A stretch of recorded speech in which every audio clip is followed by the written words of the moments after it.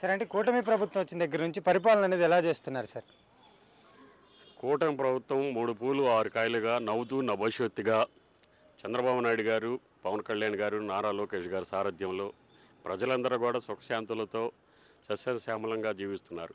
ఎందుకంటే దానితోటి ప్రకృతి కూడా సహకరించి సకాలంలో వర్షాలు ఇవన్నీ పడటం వల్ల రైతాంగం కూడా చాలా హర్షం వ్యక్తం చేస్తున్నారు.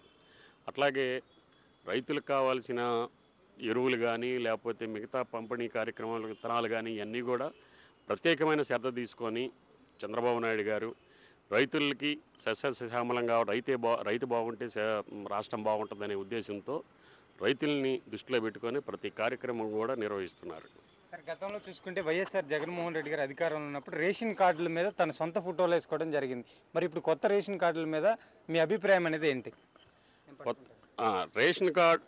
రేషన్ కార్డులు అతని జగన్మోహన్ రెడ్డి పిచ్చికి పరాకాష్ట.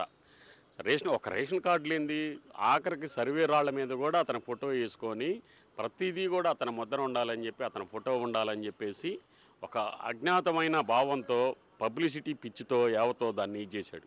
ఈరోజు కొత్తగా రేషన్ కార్డులు ఇచ్చారంటే ఒక స్మార్ట్ కార్డు ప్రతిదీ ఆ కార్డులో ఉండేటట్టుగా గుర్తింపుగా ఉండి అందరి పేర్లు అందరి గుర్తింపు కార్డులతో ఉండి చక్కగా ఆ కార్డుని స్క్రాచ్ చేయగానే మన పేర్లు డీటెయిల్స్ ఇవన్నీ వచ్చేసినాయి.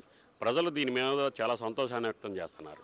అలానే చూసుకుంటే జగన్మోహన్ రెడ్డి గారిని కలవడానికి ఒక పాసులు అనేది క్రియేట్ చేశాడు. దాన్ని ఎలా భావిస్తున్నారంటారు? అసలు ఎంత దారుణం అండి. ఒక పార్టీ అధ్యక్షుడిని కలవడానికి పాసులు అంటే ఎంత దారుణం. తిరుపతి వెంకటేశ్వర స్వామి గారికి దర్శనం చేసుకోవడానికి పాసులు, లేకపోతే శ్రీశైలం మల్లన్న గారిని చేసుకోవటం.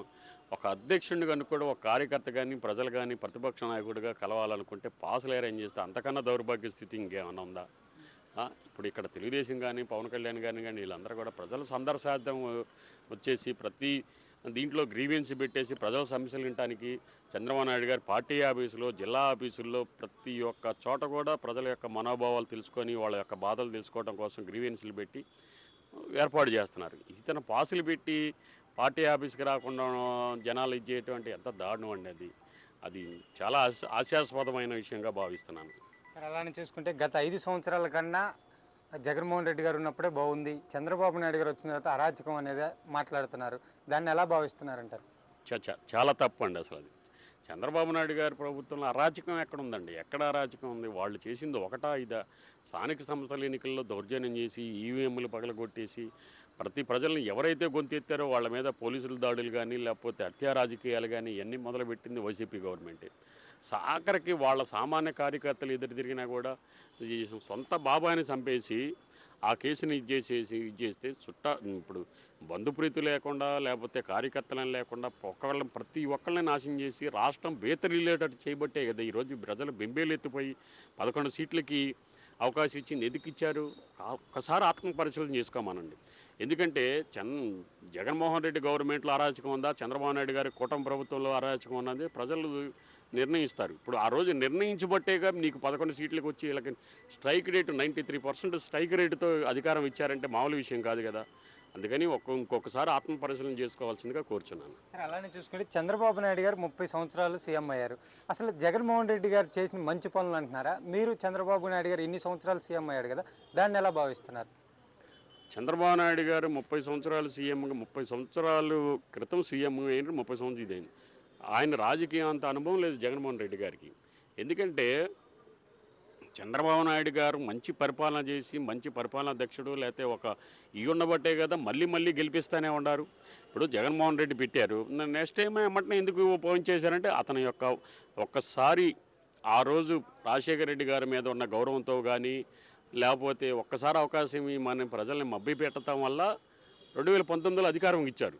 కానీ యువకుడు కొత్తవాడు బాగా చేస్తాడనే ఉద్దేశంతో ఆ రోజు ప్రజలందరూ కలిసి చంద్రబాబు నాయుడు గారి కన్నా కూడా అద్భుతమైన పరిపాలన ఇస్తాడని చెప్పి జగన్మోహన్ రెడ్డిని ఎన్నుకున్నారు.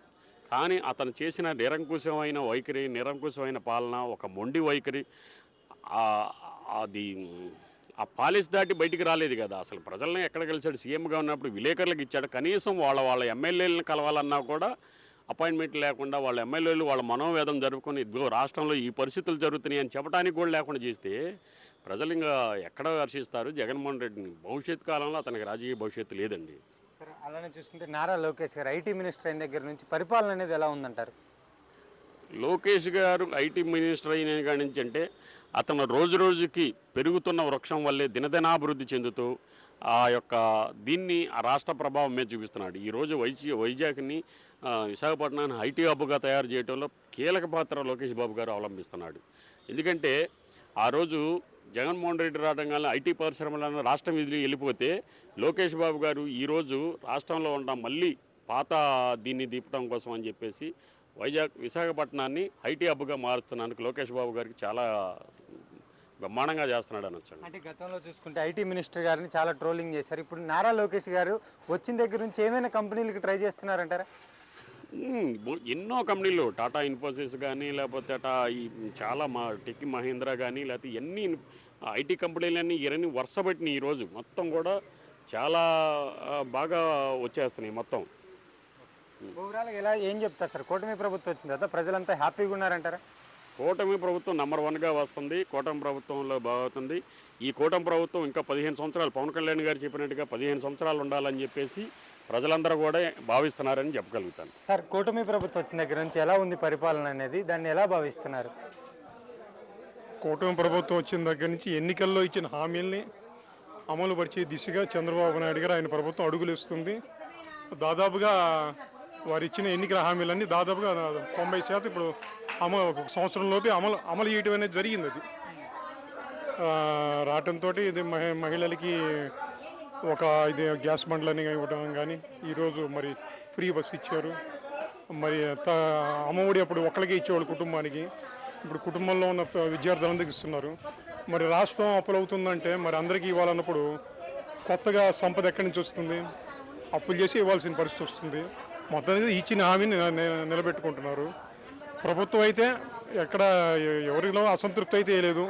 గొప్ప తృప్తి అంటే పక్కన పెట్టేస్తే అసంతృప్తి అయితే లేదు. ప్రస్తుతం అయితే కూటమి ప్రభుత్వం చక్కగా పాలన బాగుంది. గతంలో చూశారు జగన్మోహన్ రెడ్డి గారు 5 సంవత్సరాల పరిపాలన బాగుంది, మాది మంచి ప్రభుత్వం అని చెప్పేసి తెలుగుదేశం పార్టీ వాళ్ళు చెప్తున్నారు. అలానే చూసుకుంటే జగన్మోహన్ రెడ్డి గారు మా నమ్మకం అని చెప్పేసి క్రియేట్ చేశారు. మరి దానికి అసలు ఏం తేడా గమనించారు మీరు? అంటే ప్రధానంగా ఏంటంటే కొన్ని ఆయన కూడా సంక్షేమ కార్యక్రమాలు చేసినా కూడా ప్రధానంగా 3 రాజధానులు అనేది ప్రధానంగా ఆయన తీసుకున్న నిర్ణయాల్లో చాలా లోపభూయిష్టమైన నిర్ణయం. దానికి ఇప్పుడు అమరావతి అంతా ఈ అభివృద్ధి ఇది రాజధాని వెనకబడిపోయింది. మళ్ళీ ఇప్పుడు ఆ రాజధాని మళ్ళీ ఒక దారికి తీసుకురావడానికి చాలా సమయం పడుతుంది. ఒక 5 సంవత్సరాలు అయితే వృధా జరిగిపోయింది. కాబట్టి అది అదేవిధంగా ల్యాండ్ టైటింగ్ యాక్ట్ కూడా ఆయన వైఫల్యానికి ఒక ప్రధాన కారణం అని చెప్పుకో తప్పదు. లాస్ట్ టైంలో ఇష్టారాజ్యంగా ఆయన పొలిటికల్ ట్రాన్స్ఫర్లు చేశారు. ఆ పొలిటికల్ ట్రాన్స్ఫర్లు కూడా ఆయన ఫెయిల్యూర్కి కారణం కావచ్చు. సరే, ఏమైనా మళ్ళీ ఒక అనుభవకుడు కూటమి ప్రభుత్వం పవన్ కళ్యాణ్ గారు బీజేపీ చంద్రబాబు నాయుడు కలవడంలో బలంగా ఓటు బ్యాంక్ కూడా బలంగా ఉండటం వల్ల ఆ ప్రభుత్వం అధికారంలోకి వచ్చిందని నేను అనుకుంటున్నాను. ప్రస్తుతం అయితే చంద్రబాబు నాయుడు పరిపాలన బాగానే ఉంది. అలానే కూటమి ప్రభుత్వం వచ్చిన దగ్గర నుంచి రైతులు నష్టపోతున్నారని చెప్పేసి జగన్మోహన్ రెడ్డి గారు చాలా విషయాల్లో చాలా ప్రెస్ మీట్లో చెప్పారు. దాన్ని నిజంగానే రైతులు నష్టపోతున్నారంటారా? రైతులు నష్టపోతున్నారనే ఇప్పుడు ఆయన అన్ని వర్గాల సంక్షేమం చూస్తున్నారు చంద్రబాబు గారు. ప్రధానంగా రైతుల విషయంలో ఆయన వివక్ష చూపిస్తుందంటూ ఏమీ లేదు. దానికంటూ రైతాంగానికి కేంద్ర ప్రభుత్వం ఇస్తున్న నిధులైతే కానీ రాష్ట్ర ప్రభుత్వం ఇస్తున్న నిధులైతే కానీ ఆ పరంగా జమ చేస్తున్నారు. ఇంకా ప్రత్యేకంగా శ్రద్ధ చూపాలనే పరిస్థితి ఉండొచ్చు కానీ ఇంకొంచెం మిగతా అన్ని వర్గాలకు చూపించినట్టు ఇంకొంచెం రైతు మీద ఇంకొంచెం శ్రద్ధ చూపిస్తే ఇంకొంచెం బాగుంటుంది అనేది కూడా నా ఉద్దేశం. అది అలానే చూసుకుంటే నిన్న జగన్మోహన్ రెడ్డి గారికి చంద్రబాబు నాయుడు గారు సవాల్ ఇచ్చారు, దమ్ముంటే అసెంబ్లీకి రాని. దాన్ని ఎలా భావిస్తున్నారు? ఒక ఎమ్మెల్యే అన్నప్పుడు అసెంబ్లీకి రావాలండి. నేను దీనికి అసలు సవాలు విసరడం అని కూడా కాదు, రావాలి.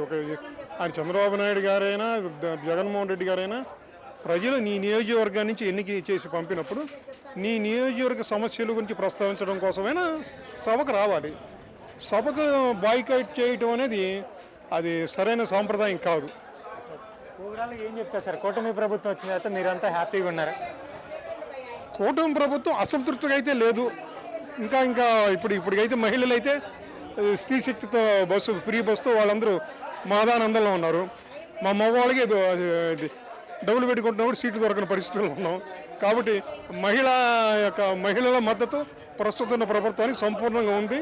కాబట్టి ప్రస్తుతం అయితే ప్రభుత్వం సజావుగానే సాగుతుంది, పాలన అయితే బాగానే ఉందని నా ఉద్దేశం. సార్ కూటమి ప్రభుత్వం వచ్చిన దగ్గర నుంచి పరిపాలన అనేది ఎలా చేస్తున్నారు అనుకుంటున్నారు సార్ మీరు? చాలా బాగా చేస్తున్నారండి పరిపాలన అనేది, చాలా బాగా నచ్చింది. నేను ఒకటి ఎప్పటి నుంచో చెప్దాం అనుకుంటున్నానండి. 2014 నుంచి 19 వరకు కాకుండా 2009 నుంచి 14 వరకు మన చంద్రబాబు నాయుడు గారు ప్రభుత్వం చేశారు కదండి. అప్పుడు మన పవన్ కళ్యాణ్ గారు బయట నుంచి మద్దతు ఇచ్చారు. అయితే ఒక రోజున ఆయన ఏం చేశారంటే జంగారెడ్డిగూడెం అని వెస్ట్ గోదావరి డిస్టిక్ ఇంతకుముందు అక్కడ అయోధ్యానాపురం నరసింహస్వామి గుడి ఉండేది. అక్కడికి జంగారెడ్డిగూడెం నుంచి వెళ్ళటానికి ఒక 20 నిమిషాలు అరగంట పడుద్ది. కానీ ఆ రోజున ఆయనకి 3 గంటలు పట్టింది, రోజులు బాగోక. అప్పుడు మన ఫస్ట్ టైం మన లోకేష్ గారు 14,000 కిలోమీటర్లో సిమెంట్ రోడ్లు వేయించారు కదండి, 14,000 కిలోమీటర్లో. అప్పుడు ఆయన విమర్శించారు, ఏమని 14,000 కిలోమీటర్లు మన లోకేష్ గారు వేశారు, ఎక్కడున్నాయని రోడ్లు ఇలావని అని చెప్పి విమర్శించారు. అప్పటి నుంచి రోడ్లు ఇప్పటి వరకు బాగుపడలేదండి. మన ప్రభుత్వం వెళ్ళిపోయింది, ఆ తర్వాత వైసీపీ వచ్చింది. వైసీపీలో అసలు ఏం చేయలేదు అనుకోండి. తర్వాత ఇప్పుడు మన 19 నుంచి మన 24 నుంచి మన ప్రభుత్వం వచ్చింది కదా, ఆ రోడ్డు ఇప్పటికీ అలాగుంది. మరి అదే సమస్య మరి ఏ అధికారుల దగ్గరికి వెళ్ళి చెప్పారా మాకు ఇలా ఉంది మా సమస్య అని? చెప్పేవాడి మా ఎమ్మెల్యే బాలరాజు గారు, చిరి బాలరాజు గారు, మన జనసేన ఎమ్మెల్యే. తర్వాత అక్కడ పెద్ద మనిషి ఉన్న కారటం కృష్ణమూర్తి గారు, వాళ్ళ దగ్గర కూడా మా ఊళ్ళందరూ వెళ్ళి చెప్పేవాడిని. మా ఊరికి మా 3 పుంతలు అని ఉంటుంది, ఆ 3 పుంతల నుంచి గంగవరం అనే గ్రామానికి కిలోమీటర్న్నర, అది 100 ఏళ్ళ సర్వీస్ అండి ఆ రోడ్డుకి. చెప్పిందేనండి 100 ఏళ్ళ సర్వీస్. మేము వెస్ట్ గోదావరి మహాలయ కనకమ ఎవరు ఉండేవారండి రాజలక్ష్మి గారు, ఆమెకు చెప్పాం. తర్వాత ముమ్మిడి శ్రీనివాసరావు గారికి చెప్పాం. తర్వాత కార్పాటు వివేకానంద గారు ఎప్పుడో కొంచెం మట్టి రోడ్డు వేయించారు అంతే మన తెలుగుదేశం గవర్నమెంట్లో. ఆ తర్వాత ఇంతవరకు ఏం లేదండి. దాని గురించి కూడా మాట్లాడదాం, మన గురించి చెప్తాను వచ్చాను. రాజనీతి మీడియా కూడా ఎప్పుడు చేస్తున్నారు కదా వీడియోలు. సురేష్ గారికి కూడా మేము కామెంట్స్లో పెట్టాము, సార్ ఒకసారి మన ప్రభుత్వం వచ్చిన తర్వాత రోడ్లు బాగుపడతాయి అనుకున్నాం కదండి, కొంచెం రోడ్లు ఉండేది 100% పట్టించుకుంటున్నారు. సార్ మరి పథకాల విషయాల్లోకి వచ్చే లోపల చంద్రబాబు నాయుడు గారు ఎలాంటి నిర్ణయాలు తీసుకున్నారు, అసలు పథకాలు అమలు చేశారు, మరి మీకు వస్తున్నాయా రావడం లేదు? పథకాలు పక్కన పెట్టండి సార్, పథకాలు కాకుండా ఆయన చాలా పని చేస్తున్నారు. ఆయన ఒక నీట్ అడ్మినిస్ట్రేషన్ చేస్తున్నారు. పథకాలు ఏముంది సార్, పథకాల గురించి కాదు. ఇప్పుడు చూడండి, నిన్న కాక మొన్న పంచాయతీ నిధులు విడుదల చేశారు. పంచాయతీ నిధులు ఇదేంటి, ఆక్వాకల్చర్ గురించి ఏంటి, పథకాలు లేనివి చాలా చేస్తుందండి. ఒక అడ్మినిస్ట్రేషన్ చాలా నీట్గా చేస్తున్నారు. పథకాలు ఏముందండి, పథకాలు ఎవరైనా కొన్ని వస్తాయి కదా, ఒకరు 2 రూపాయలకి ఇస్తారు, ఒకరు రూపాయికి ఇస్తారు, ఒకరు ఫ్రీగా ఇస్తారు, అది వేరే విషయం. కానీ టోటల్ అడ్మినిస్ట్రేషన్ నెంబర్ 1 జరుగుతుందండి. సార్ అలానే చూసుకుంటే రైతులు నష్టపోతున్నారు. కూటమి ప్రభుత్వం వచ్చిన తర్వాత రైతులను పట్టించుకోవడం లేదు, ఎన్డీఏ కూటమి అంటున్నారు, నిజంగానే పట్టించుకోవడం లేదంటారా? అంత అబద్ధం అండి, అంత అబద్ధం. చాలా పట్టించుకుంటున్నారు. ఎందుకు చాలా పట్టించుకున్నారు. ఎరువుల విషయంలో కానివ్వండి, మన వాళ్ళకి ఇవ్వాల్సినటువంటి రాయితీలు కానివ్వండి, తర్వాత రైతు భరోసా కానివ్వండి, ఏమైనా సరే బాగా చేస్తున్నారు కదా. టోటల్ అడ్మినిస్ట్రేషన్ చాలా నీట్గా ఉంది సార్. అంటే రీసెంట్లీ జగన్మోహన్ రెడ్డి గారు చాలా దగ్గరికి వెళ్ళి రైతులు నష్టపోతున్నారు, రైతులకి గిట్టుబాటు ధర లేదని చెప్పేసి ప్రెస్ మీట్లు పెడుతున్నారు. అది నిజంగానే జగన్మోహన్ రెడ్డి గారు చెప్పినట్టు రైతులు నష్టపోతున్నారు, ఆత్మహత్యలు చేసుకుంటున్నారంటారా? లేదండి, అదేం లేదండి. జనరల్గా కామన్గా జరిగే విషయాలన్నీ జరుగుతూ ఉంటాయి సార్, అంతేగాని ఆయన చెప్పినట్టు ఏం జరగట్లేదు సార్. అది ఓవరాల్గా ఎలా ఉంది సార్ కూటమి ప్రభుత్వం వచ్చిన తర్వాత ప్రజలంతా హ్యాపీగా ఉన్నారంటారా? అంత హ్యాపీగా ఉన్నారు సార్. చేతులెత్తి నమస్కారం పెట్టేది ఏంటంటే, పల్లెటూరులో ఉన్నటువంటి రోడ్లు గోతులన్నా పూడిస్తే చాలా బాగుంటుంది. ఫర్ ఎగ్జాంపుల్ నేను వెచ్చగోదావరి నుంచి వచ్చాను, మాది పోలవరం నియోజకవర్గం. కొత్తపల్లి కానీ జంగారెడ్డి నుంచి ఏలూరు వెళ్ళటం కానీ, దేవులపల్లి నుంచి పొంగుటూరు వెళ్ళటం కానీ రోడ్లు చాలా అధ్వానంగా ఉన్నాయండి. నా ఉద్దేశం అదే వచ్చి చెప్దామని చెప్పేసి వచ్చానండి. Thank you sir.